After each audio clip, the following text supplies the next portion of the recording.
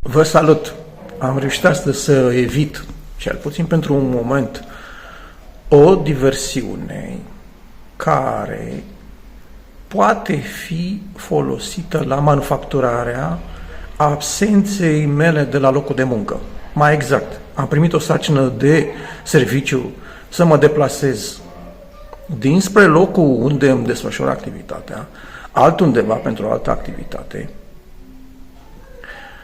și în timpul în care aș fi fost eu absent, în ghilimele, pentru că între timp am văzut ce e activitatea aia și m-am cam cărat de acolo. Deci în timpul în care eu aș fi fost absent, al treilea om în stat, în ierarhia de comandă din domeniul pe care îl practic, a venit într-o inspecție neanunțată. În mod normal, astfel de vizite inopinate se anunță. De data asta nu s-a anunțat. Și situația nu e unică. S-a mai întâmplat odată chestia asta anul trecut, când la fel am primit un mesaj pe telefon să mă deplasez în altă parte în timpul activității. Evident că nu m-am dus, că între timp de vreo 6-7 ani, cât mi-a luat de studiu a modului în care se fac diversiunile în lumea asta, și cel mai clar exemplu este documentarul meu Diversioniștii, care se găsește în online, m-am cam prins, am cam înțeles cam cum se fac astfel de diversiuni. Și desigur că nu m-am dus și iarăși undeva al patrulea om în stat, tot așa face o vizită întâmplătoare la locul meu de muncă. Evident că omul poate că nu știe, dar el consemna acolo că nu sunt prezent acolo.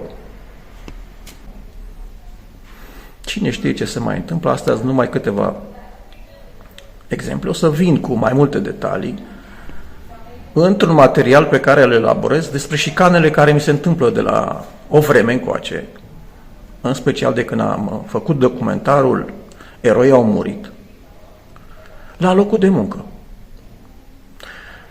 Sper să pot face față, nu știu, sper să măcar să-mi amân cumva dreptul la muncă și să rămân în continuare la acest loc de muncă. Pentru că absențele prelungite duc la închiderea contractului de muncă, adică concedierea mea. Și asta s-a mai întâmplat de multe ori, inclusiv în lumea, așa zis, civilizată. Și un exemplu, cel mai clar exemplu, este cu Bill's List de la Hollywood. Niște oameni de film au vrut să facă un material, un film sau un documentar despre ce s-a întâmplat la Pearl Harbor pe 7 decembrie 1941. Și detalii despre asta nu le mai zic acum. Puteți vedea în cartea mea Manifestul Societății Automatiste, care iar se găsește în online. Deci căutați Baldovin cu Pearl Harbor și vedeți ce s-a întâmplat acolo. Într-un mod în care n-a mai fost spus până acum, printre altele.